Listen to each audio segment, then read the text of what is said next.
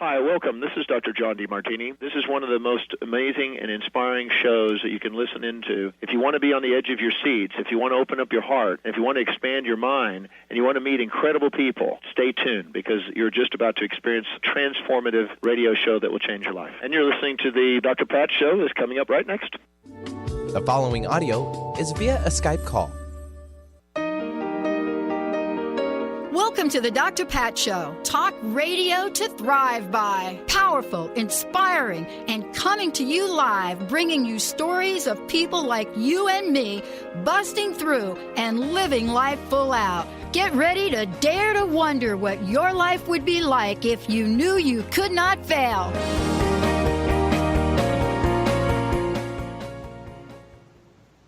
Hey, everybody. Welcome, welcome, welcome. Yes, indeedy.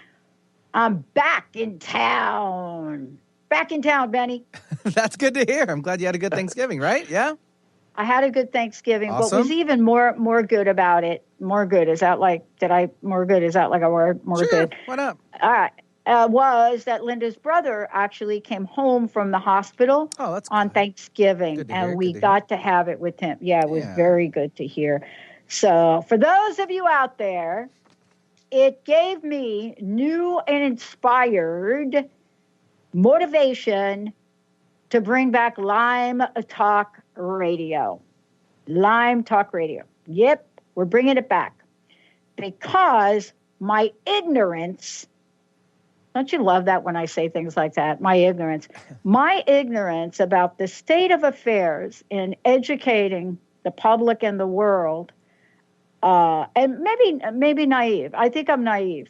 Just because we do what we do, Benny, and my guest, Mitch, does what he does, it doesn't mean that everybody knows what we're talking about it. So if nothing else, we are going to bring it big time in 2019. Mitch Horowitz joining me here today. The Miracle Club.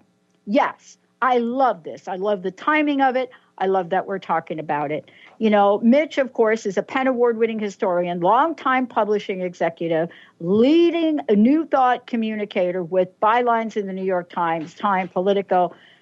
I like that. Wall Street Journal, et cetera. More importantly, I don't feel alone anymore because of him and because of his book. I don't feel alone. And you're going to hear why. Mitch, it's great to have you here today. Thank you so much. Great to be here. You know, it's interesting about your name, what I just talked about with Lyme disease, and the facts that a very dear friend of mine, Dr. Richard Horowitz, I mean, you can't make this stuff up. You can't make it up. So when the universe does like stuff like that, and you're going to talk about this today, you just can't make it up. But today we're talking about the Miracle Club. What I love about this is that we now live in a time where the energy, whether you believe in Jupiter being in Sagittarius for the next year, whatever you believe. I'm a Sagittarian, so I believe Same here. Yes. Yes. So that's why you and I are smiling right now. That's right. I'm sending you happy emojis. Yeah. Yes. We've got to have some good information. Mm-hmm. We've got to have good information. And I don't want to go through the rest of my life figuring out how to get things done, how to create what it is we want to create. I don't want any more guesswork. So I want to ask you, when you wrote this book, what did you discover? Did you discover that we were out there doing a whole bunch of things that perhaps not getting us what we wanted? What did you discover to say, I got to write the book? Oh, wow. Well, the primary thing I discovered while I was writing the book is that there can be a real time interval that occurs between our concentrated thoughts about something and the actualization of those things in our world. I started the book with a critical belief that mind metaphysics has validity, that our thoughts are agents of causality in some way. Not the only agents of causality. We live under many different laws and forces, but the effects of the mind, the impact of the mind in a concrete way, in a way that goes beyond the cognitive and motor functions, is real. And I wrote the book with that conviction. And where the book brought me to, having started in that place, was that we are very often strangers to the things that we wish for and ask for. And things that we may have really harbored as deeply held values when we were young do come back to us in waves when we are older. And these things catch us unaware because we're so forgetful. There's a time interval, there's a period of gestation, and frankly, we're also strangers to ourselves. We spend our whole lives, very often, repeating things to ourselves that we think we're supposed to believe, that we think that we're supposed to want, that we think will reflect well upon us in our peer group, or what we think our peer group is believing or expecting of us. And the truth is, it's quite uncommon that we make the effort to come face to face in an exquisitely intimate and unembarrassed way with what we really want. And people run from what they want because they have a self-conception that I'm a family-oriented person, or I'm a nice person in some way, and whatever way they define themselves, and we all do it, may be shattered, in fact, by coming face-to-face with a really heartfelt desire. It may also help explain why our intentions and the experiences of our lives seem so divergent sometimes. They should be divergent because we are in pieces. And one of the things I try to counsel in this book from the very start is how rare it is and how important it is to really come to terms with what you want. We are strangers to ourselves. I got to tell you this. This is why I'm so excited to talk to you today. My background is really interesting, and my listeners have heard me share this. My mom committed suicide when I was 6. By the time I got through a horrific teen years, I was homeless at 17. And my life changed in many ways. But I met my dear friend Linda when I was 22. She is now the producer. So you're on the show because Linda got that thing going on, right? My best friend.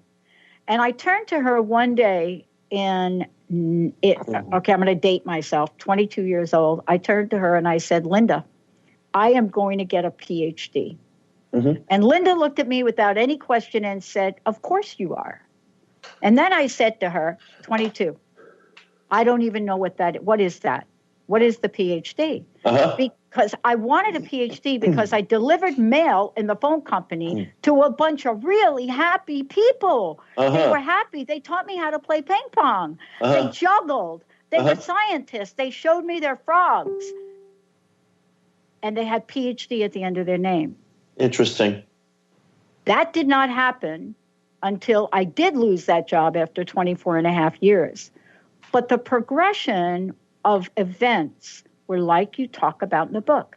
Everything from Brian McGorry saying to me, Pat, you got to go to school at night, and going out on a limb for me.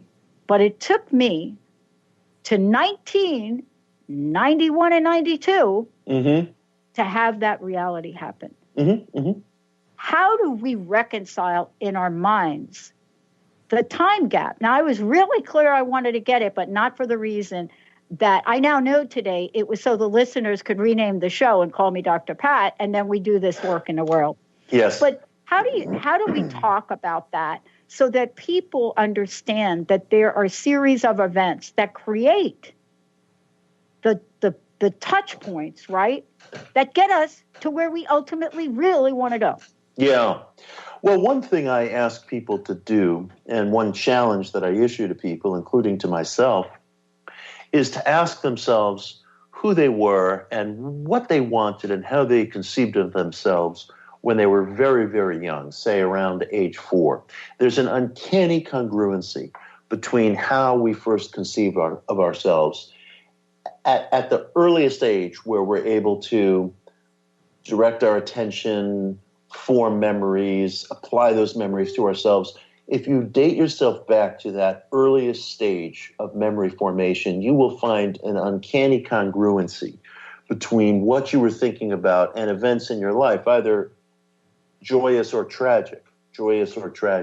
I recall very vividly, and I've only started disclosing this recently, I remember with vivid clarity that when I was 4, 5, 6 years old and beyond, I was playing the ordinary games that boys play, cops and robbers, cowboys and Indians, war games and things like that, all the ordinary games.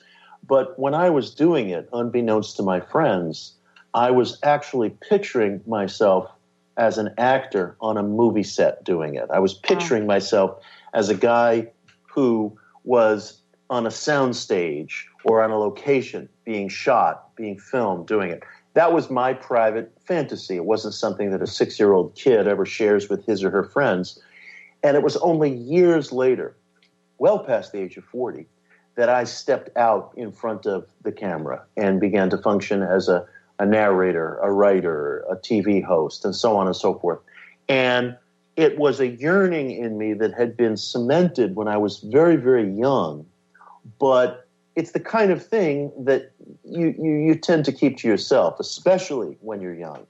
But I felt such a yawning gap of something missing in my life throughout my 20s, throughout my 30s. And although I was successful as a publishing executive, it was a fitful success. Nobody could tell me that I was doing the thing I was supposed to do, that I was performing the thing that I was supposed to perform. I felt just very incomplete and almost like a bit of an imposter. And then when I underwent the realization that this was what I really wanted, which I began to feel in my late 30s, and today I just recently turned 53, when I began to come to terms with what I really, truly wanted, it changed everything for me. The direction of my life changed. My relationships, my energies, my outlook, my productivity, my sense of self, my sense of self-respect, the way I related to other people around me. It took decades for me to come back and own what I had wanted to do when I was a kid. And it changed everything. And it also accelerated my ability to get where I wanted to go, because suddenly I had a clear mental picture of what that was. I was no longer hiding from it. And there were acts of selection going on in my life. Selection, both physical and metaphysical, I would venture, that were making a difference, and made a difference in a real hurry, because I had no time to waste. Yeah. I didn't publish my first book, Occult America, until I was probably about 43, 44 years old. And that was 9-10 years ago. I've never felt that I've had time to waste. And so getting clear on what I really wanted and what my definite aim was made things happen very, very quickly. I got to ask you this question because I love this. I mean, some people look at we were joking about the astrology chart. So some people look at my chart and say, don't worry about it. You have 4 planets in Capricorn, 4 in Sagittarius. Your moon's in Capricorn. You're a late bloomer. Yeah, but I don't. That's right. Yeah. Yeah. And when somebody told me that, I was thinking like, okay, I don't even know what that means. Right. But I got to ask you this question, because this is what happened to me. Mm-hmm. I did not have the courage to leave that 24 and a half year job. I had listened to my mentors. I had gone back to school, 13 mm-hmm. years to get an undergraduate degree, mm-hmm. Mm-hmm. but I did it. And I had a lot of angels along the way help. Mm-hmm. But when it came time for me to leave and pursue that PhD, mm-hmm. I couldn't do it. Mm. But I became a rebel in that company, an HR executive that would not implement downsizing. Uh-huh. So when you said that to me about 4 years old and 5 years old, I had to go back. And here's what I discovered. At 4 and 5 years old, I was a pistol. Mm-hmm. Mm-hmm. I was defiant. Mm-hmm. I would go across the street and hang out with my sister's big friends. Mm-hmm. I would just not listen. I would love talking and communicating, but I was up against it, and I stayed that way. I was one of these people. I didn't look for a fight, but I noticed things annoyed me, that mm-hmm. I wanted to do things differently. Mm-hmm. 24 and a half years with the same telephone company, I didn't want to implement a downsizing program and fire somebody with 29 years, 11 months of service. Yeah. But that particular thing sent me off in a direction. Did you have things like that happen to you? What was the catalyst that you said, oh, wait a minute, I remember I'm that kid? Yeah. Well, I had a series of catalysts that brought home to me how incomplete I felt in my job as a publisher versus being a writer versus being a speaker versus being a host. I remember that I was telling a friend of mine that I felt I had taken a cheap way out in a certain sense, and I was helping to facilitate other people's dreams rather than my own. And I remember my friend tried to reassure me, as good friends do, and he said, look, take a look at the Beatles.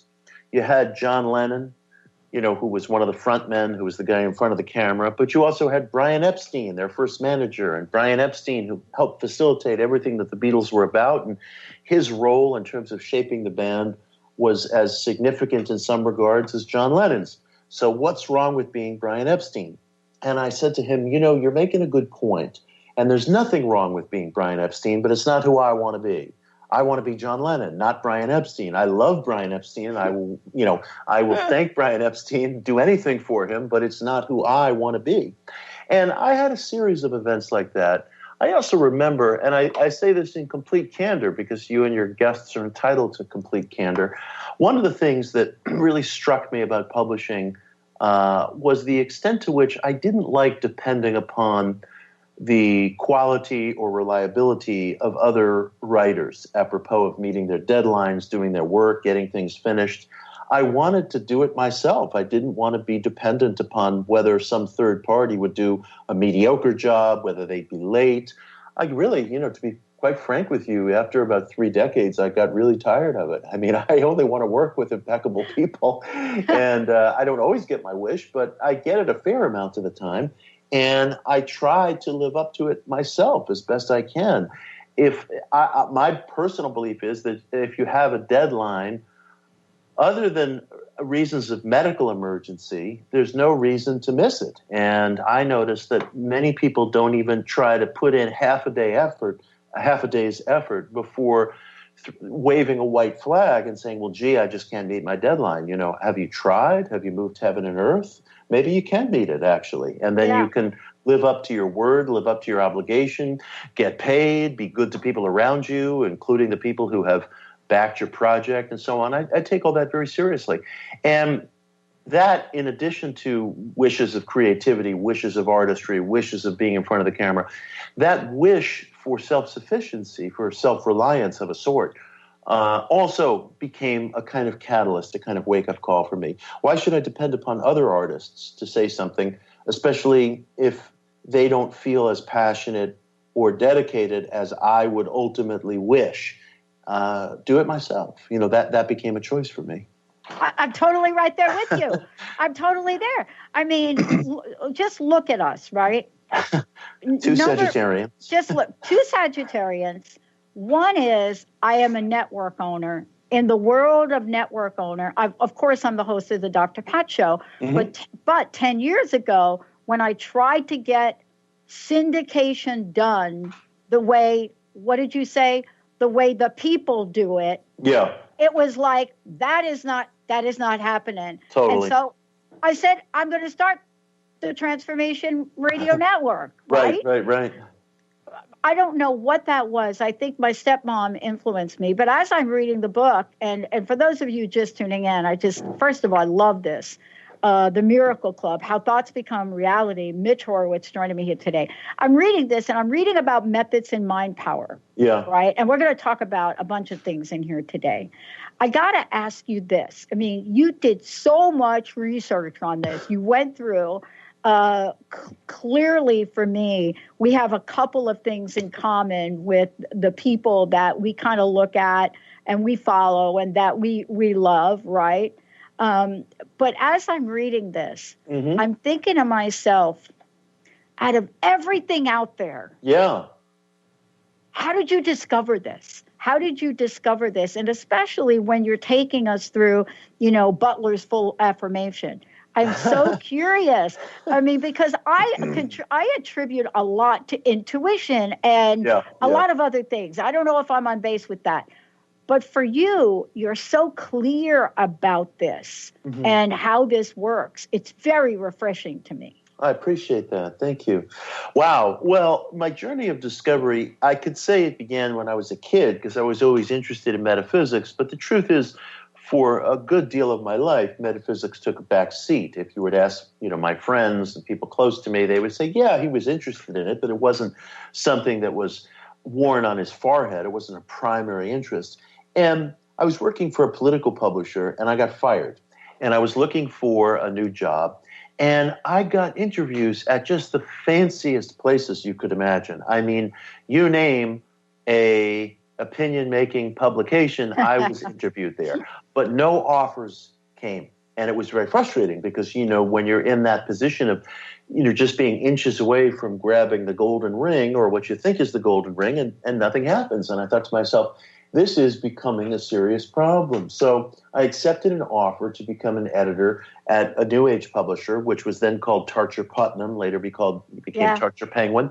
And my friends from the literary world thought I was crazy. They would always ask me, how are you doing? As though I were being going into the hospital or something, or, was coping with some chronic disease. And I was doing fine was the answer. I was doing fine because I knew that this place where I spent 3 decades just about was going to provide me with some kind of a springboard for what I needed to accomplish in the world. And I began to read deeply into the backlist of that place, and I discovered books on mind metaphysics by people like Ernest Holmes. Science of Mind was a particular standout book. Lovely man, brilliant. This thing called You. Yes. This thing called You is like, where is that book? It's one of his greats. It is the great. I think it's one of the great of the greats of the great. If we're going to talk about this. Yeah. It's a life-changing book if one's open to its message. And I read Ernest and I loved him, and I said to myself, okay, this is a piece of the truth. That was an indelible certainty for me. And I said to myself, I don't feel it's the whole truth. It's not everything, but it's a piece of the truth. And that began my search.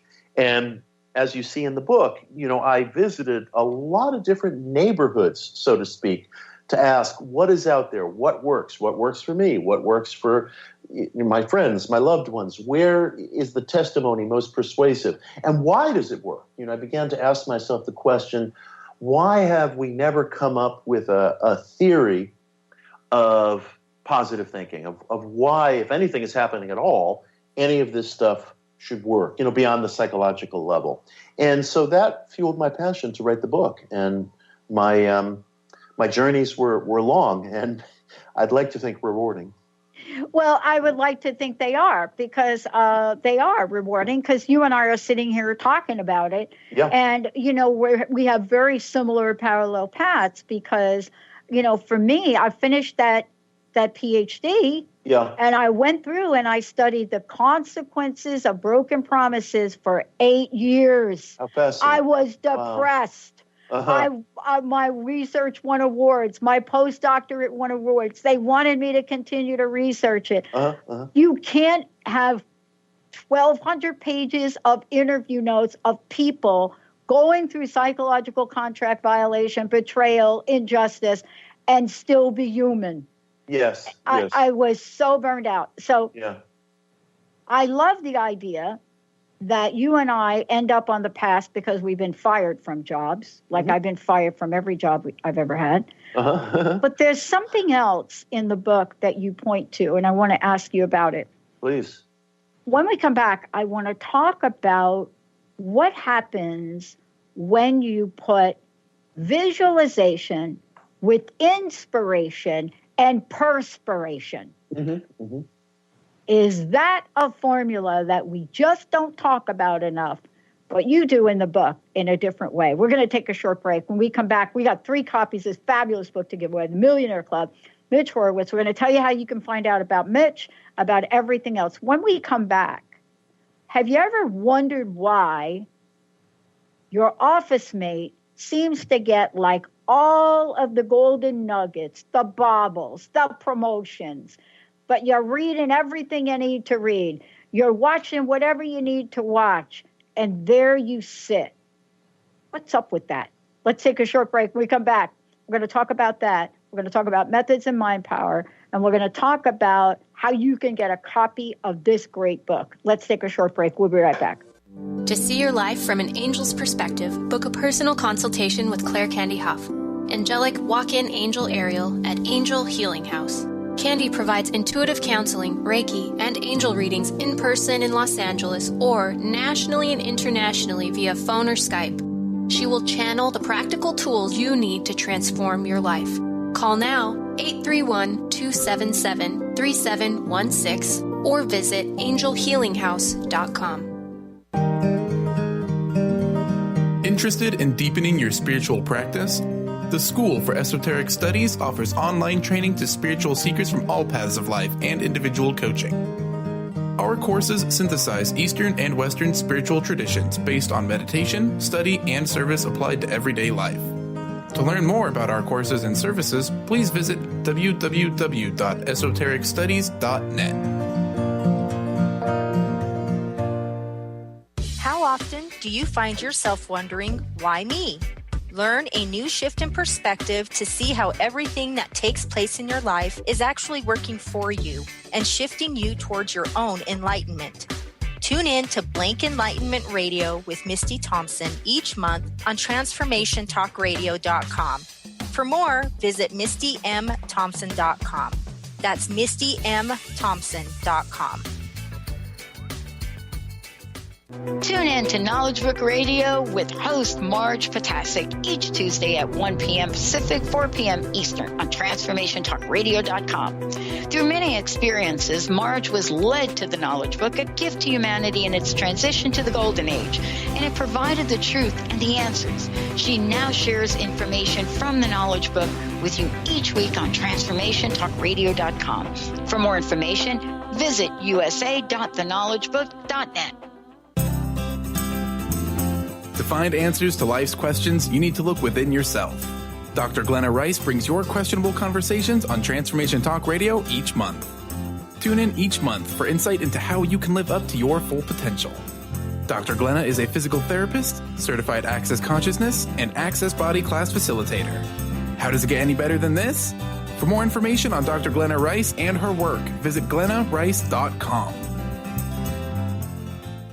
Hey, everybody. Welcome back. Welcome back. One of the things I loved is, I said this before about Mitch. When I saw the book and then I read the book and I read it again, one of the things that I realized as I went through this book, the way that I've gotten to where I am today, and and first of all, would not be any part of anything without all of you. You are the best listeners on the planet. I love you. And what we're doing next year is implementing everything you've ever asked for in our technology. But what I love about this is when I read Mitch's book, I realized that for so long I felt alone in how I was going about this. So, Benny, let's give 3 copies of Mitch's book away. 1-800-930-2819. And Mitch, what is the best way for people to find out about you, to get their own copy of the book, and also your other books? Sure, thank you. They could just throw my name into Google, Mitch Horowitz. It'll take you straight to my website. There's lots of articles, links. My email is there if people have any questions. They can find the Miracle Club at Amazon, at Barnes & Noble. It's part of a new promotion at Barnes & Noble in January, or from local booksellers. You can just buy it anywhere in audio, digital, or print. Well, look, during the break, I was telling you how I go back to school. I'm not a young chicken when I go back to school, by the way, but I had everything lined up. And, off I went after a year at Columbia, met the right people that said, you got to go on, ended up in Claremont, didn't know anything about any of this, end up with my proposal on studying psychological contracts between 2 people. See, that had never been done before. And then one of the guys on my committee, one of the professors, he just didn't like me, period, okay? Yeah. And he said, you're not going to do it. You need to get Denise Rousseau on your committee or we are not approving it. Now, this was not even my dissertation. Long story short, I'm sitting there. I get her phone number. I get a hold of her. She said, I have a window. You got to get it to me Saturday. Yeah. And it's Friday. Yeah. And the only way I'm going to get it from Seattle to Pittsburgh is FedEx, overnight, she gets it, crack of dawn. I think it was like $150. And I'm like, I'm just doing it. And I did that. Yeah. She got it. Before he even got up, she replied back and say, I love it. I'm in. That doesn't make sense to people. Right. I have to say to your listeners that the story that you just told is everything that they've ever been looking for, if they will really, really hear what's in between the folds of it. So listen up, everybody. If you're driving, safely pull over to the shoulder of the road, because what Pat just said is what you have been looking for. Listen very, very carefully to this. You're saying you had a guy on your dissertation committee who didn't like you. This does occur. He placed maybe what could be considered an excessive demand on you. You reached out to the person whose imprimatur you needed. She said yes. And as an impoverished graduate student who probably didn't know where her next falafel sandwich was coming from, you made the decision to spend $100, $150 at FedEx to send this thing, overnight, 1/3 across the country. There are probably 1% of people in this population of ours walking around who would do that. And by doing that, you performed an act that was both physical and, I would surmise, extra physical, because you demonstrated absolute, passionate, obsessive commitment to something, regardless of cost, regardless of convenience, regardless of whether it seemed rational or not, to your friends or to your peers or to your colleagues. And when you do that, you're not only doing something, you're not only performing an act of self-agency in the world, which is good in and of itself, but that kind of obsessive, passionate act marshals and concentrates all the forces of the psyche. It's the only way that anything ever gets done. In the book of Revelation, not a book of scripture that I pore over nightly, but in the book of Revelation, it says, if you're lukewarm, I will spit you out of my mouth. If you're lukewarm, life discloses nothing to us if we make halfway measures. And I tell you, people don't understand that. And even people who do feel that they understand it need to take a second look and ask themselves, gee, do I really? Do I really? Because so many of our problems and so many of our questions about metaphysics, how do I use affirmations? How do I use visualizations? What's the right way to pray? All of these things, we're sort of trying to figure out the operating instructions, and we're encountering different people and different books who have different methods. Your affirmations have to be in past tense, present tense. All of those needless complexities get wiped away through an act of passionate intensity. And I salute you, and I've done that myself. I've had famous people say they would consider endorsing my book, and I've done the same thing. I've spent $100 to get a book out overnight from FedEx to Connecticut. And I've gone back to FedEx the next day and given a signed copy of the book to the very nice salesperson whose name was Kingsley, who helped me, get the book out to Connecticut, because I don't take for granted that if a business or a person says they're going to do something, they actually do it. So when things work in New York, it's like a Jubilee year. It's extraordinary. Yes. So, I was so It is a Jubilee year. Yeah. I know. And I would just say to people, and I always say to people, if you're going to take one message from my work, take this. Having an absolute passionate aim, even an obsessive aim, that's the turnkey. That's the closest thing that life grants us to a magic elixir. And all the other questions, how do I use my prayers? How do I use my affirmations? It's not that they're not important, but that they're secondary to that arrival at a passionate, definite chief aim. And you demonstrated it by spending $100, $150 when you're a broke graduate student. You said, well, you know what? I may miss a meal tonight, but I'm going to get this thing out to the person who I need to reach.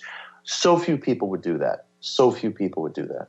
I love what you're talking about, because I'm going through this now. This is not like a one-time thing. So that's why I wanted to talk with you, because you're really referencing this throughout the book in so many ways, especially when you're quoting Emerson throughout the book. The thing that I love about this, and I would love for you to comment on it, is what's that expression? Don't give up before the miracle happens. I like that. Yeah. all have the moments where we feel like you gotta be kidding. I mean, we all do. Yep. Not only did I go through it with that particular situation on my proposal, but even to the end where I had finished my dissertation, had a great team of people, great help, and I missed the deadline for my graduation. And I thought, I'm just going to call them. And I called them.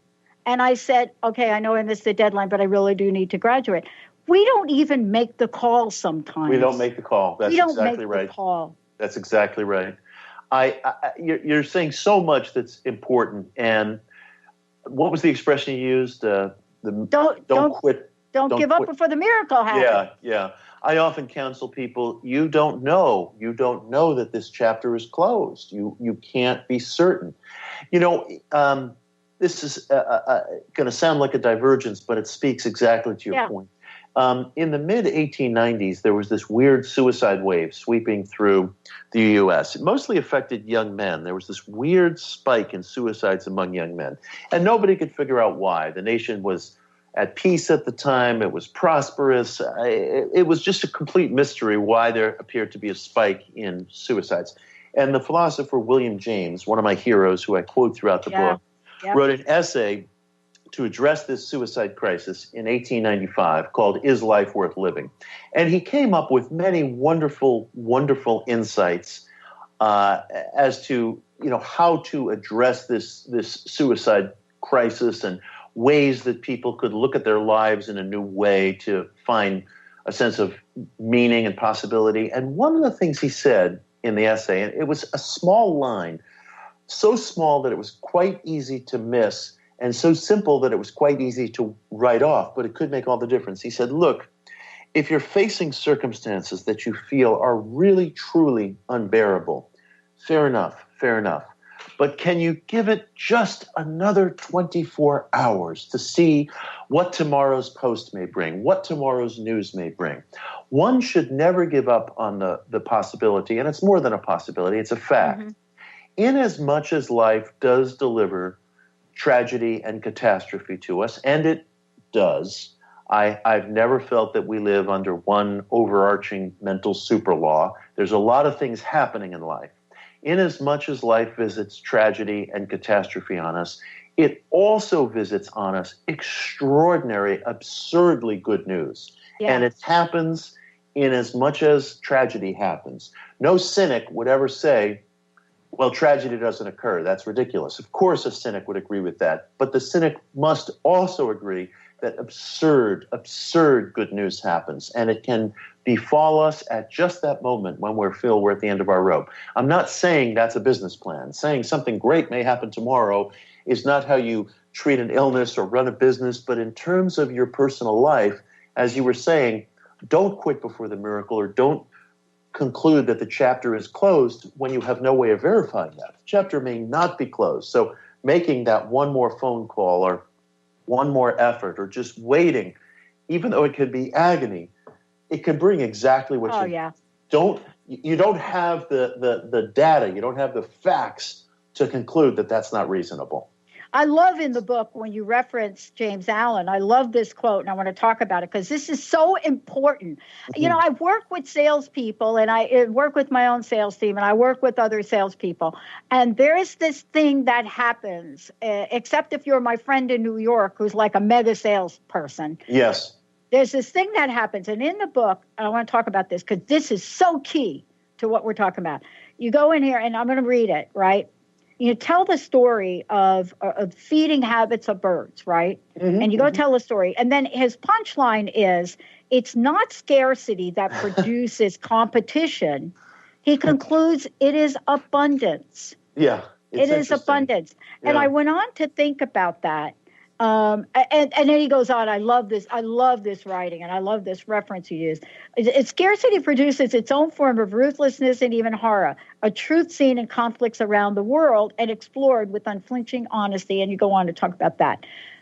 The thing I love about this is whether it's scarcity or abundance, for me, if I don't stay in the possibility energy. Yes. First of all, I was rejected by Claremont in my mind. However, I was put on a wait list.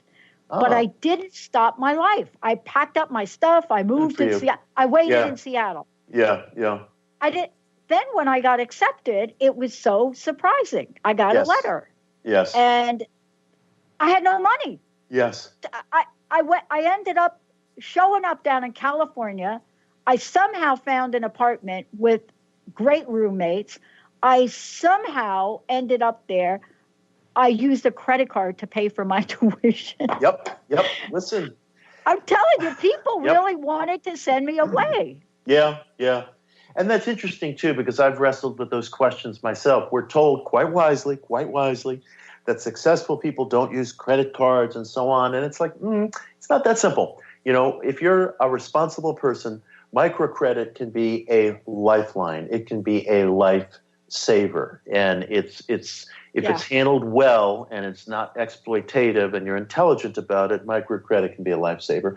And I like what you did because again, it harkens back to what we were talking about spending the $150. There was a philosopher I was talking to once, and he said to me, "What do you do when someone offers you a gift?"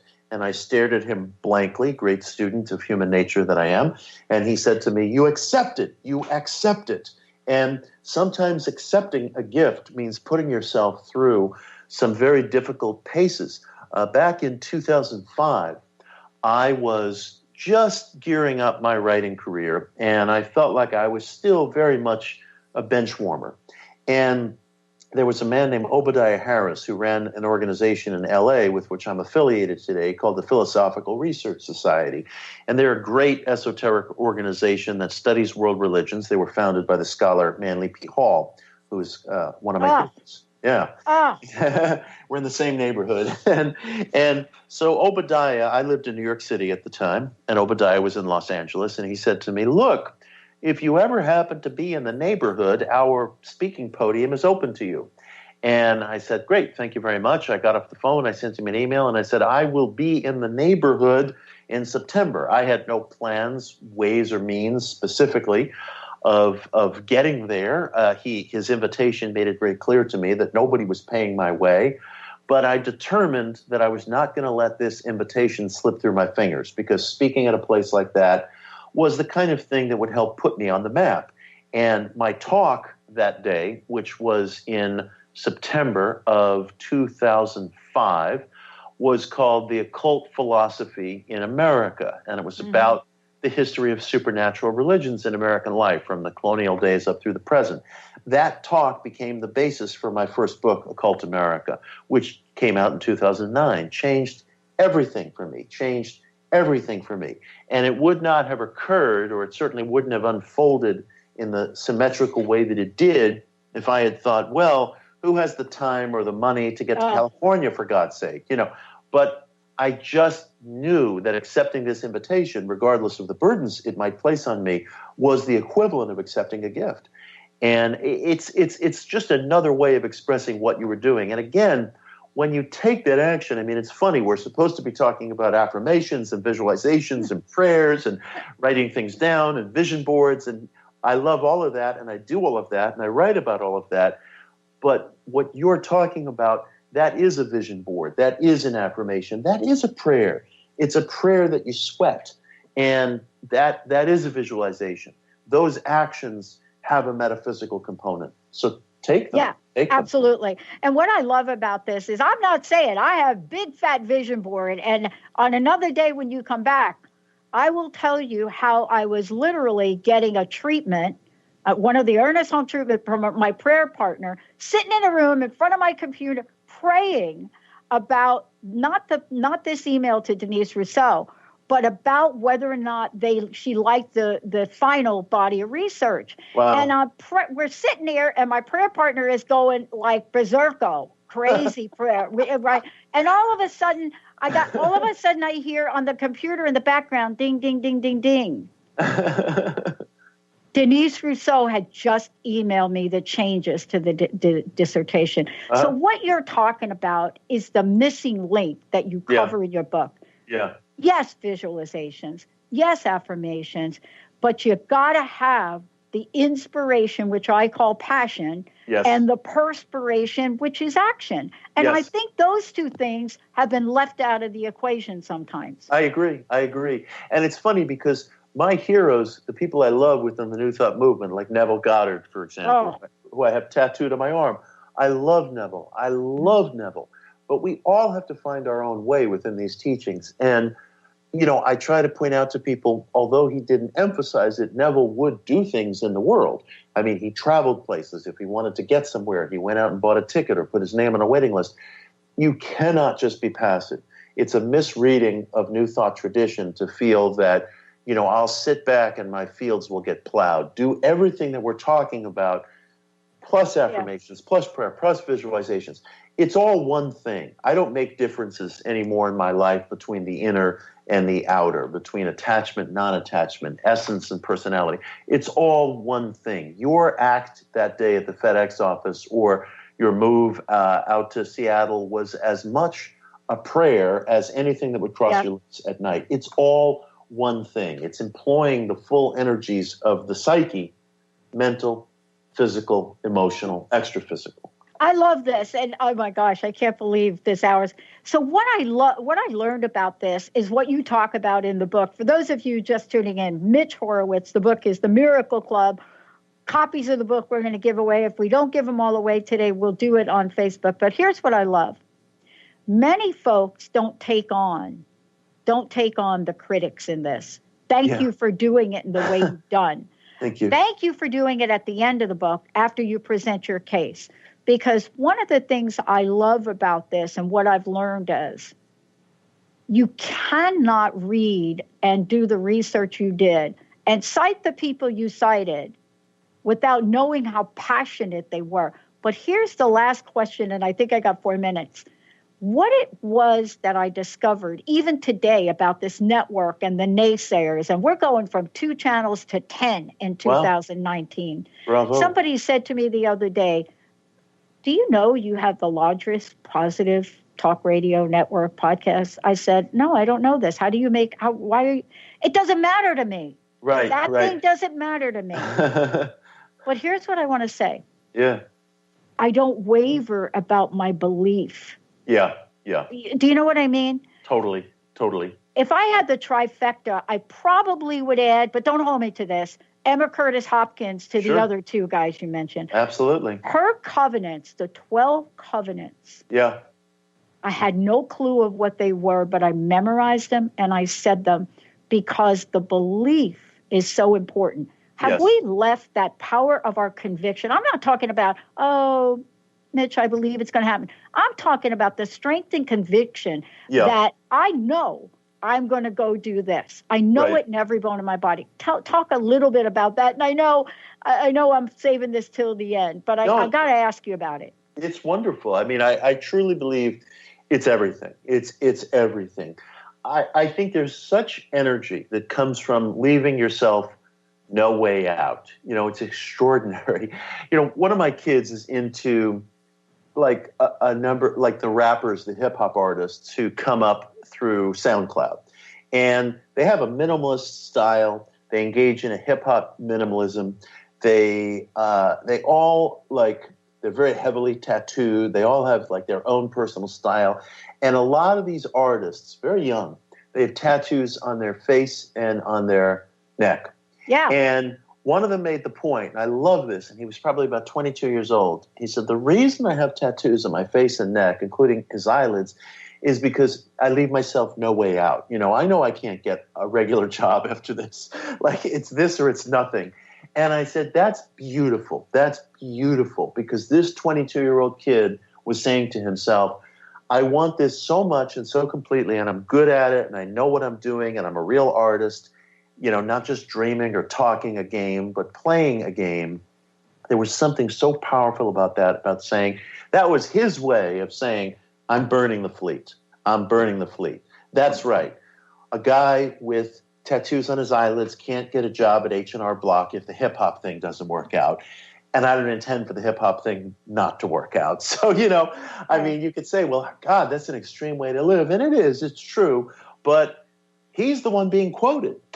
Other people are talking about him. So for him, that was a dedication that made sense, that worked. Now, I'm not saying you have to do that, but that kind of passion is what we're talking about. But you have to do something like it. I love that example. I actually did try to get a tattoo, but I'm allergic to it.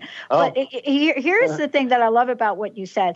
I attended imago therapy back when, I don't know, to try to save a relationship. I don't remember anything about the therapy. It did not save the relationship, but I remembered one thing that I live in my life to this day. And I remember the Harville Hendricks, I was in the room with him, saying, you must close all the exits. Oh. Uh-huh. And you just gave that example. If you have a dream and a passion and a purpose, and you have a safety net where the exit door is still there and open. Yes.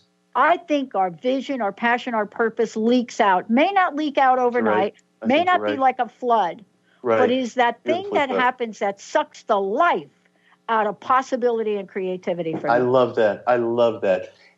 All of this is another way of saying burn the fleet behind you. I don't know who that expression originated with. It's attributed to 12 different people, but it contains a great deal of truth. Sealing the exits, leaving yourself no way out, tattooing your face.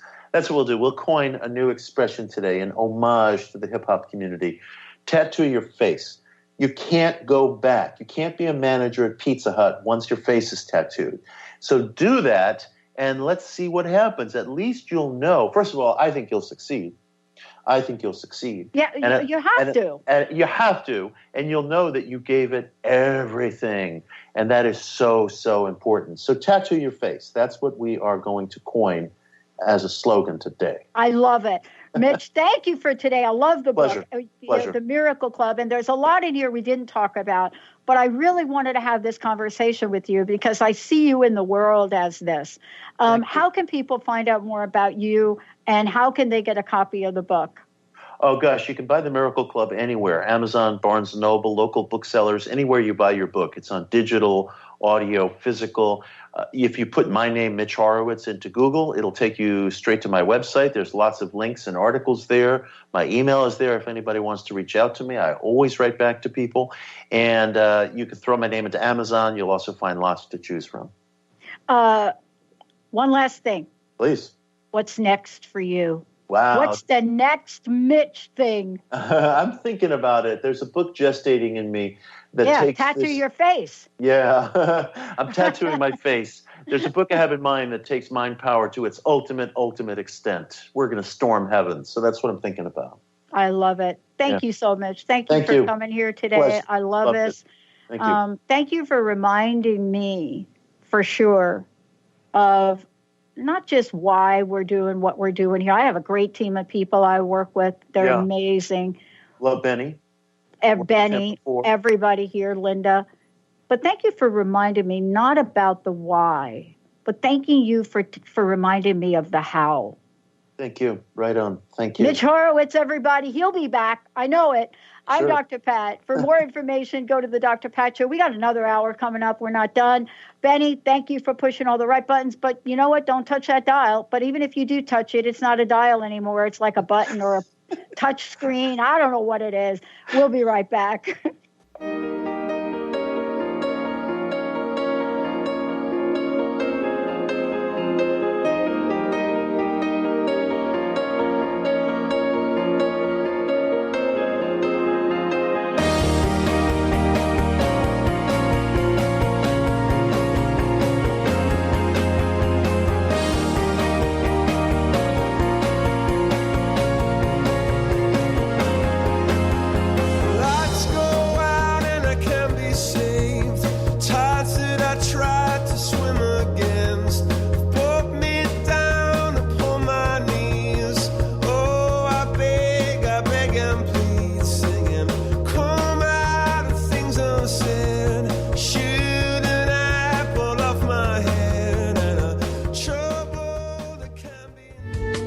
Preceding audio was via a Skype call.